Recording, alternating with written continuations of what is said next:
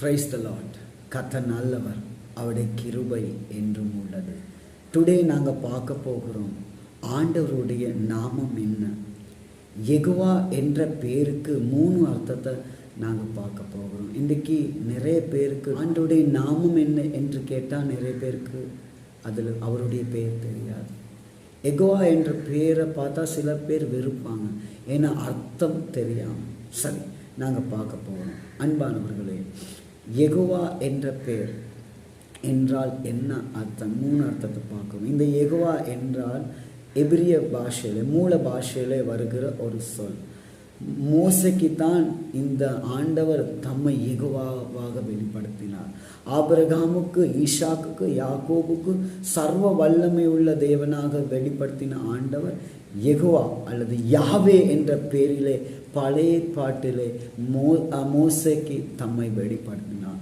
அப்போ ஆண்டுடைய பேர் என்ன என்று கேட்டால் நீங்கள் என்ன சொல்லுவீங்க? என்ன சொல்லணும்? யாவே அல்லது யெகோவா. பழைய பாட்டிலே அதுதான் அவருடைய பெயர். சரி, யெகோவா என்ற பெயருக்கு என்ன அர்த்தம்? முதலாவது அர்த்தம் நிலையாக இருக்கிறவர், நிலையாக இருப்பவர். நிலையற்ற இந்த உலகத்திலே நமது ஆண்டவர் நிலையாக இருக்கிறார். 2வதாக வாக்குறுதிகளை நிறைவேற்றுகிறவர். ஆண்டவர் உங்களுக்கு ஒரு ப்ராமிஸ் வேர்ட் கொடுத்திருந்தால் அது கட்டாயமாக அவர் அதை நிறைவேற்றுவார், ஏனென்றால் அவர் உண்மை உள்ளவர். 3வதாக இருக்கிறவராக இருக்கிறவர். ஐ ஆம் தட் ஐ ஆம். யெகோவா என்றால் இருக்கிறவராக இருக்கிறவர். அன்பான தேவனுடைய பிள்ளைகளே, நமது ஆண்டவராகிய இயேசு கிறிஸ்து யார்? அவர் யெகோவா தான்.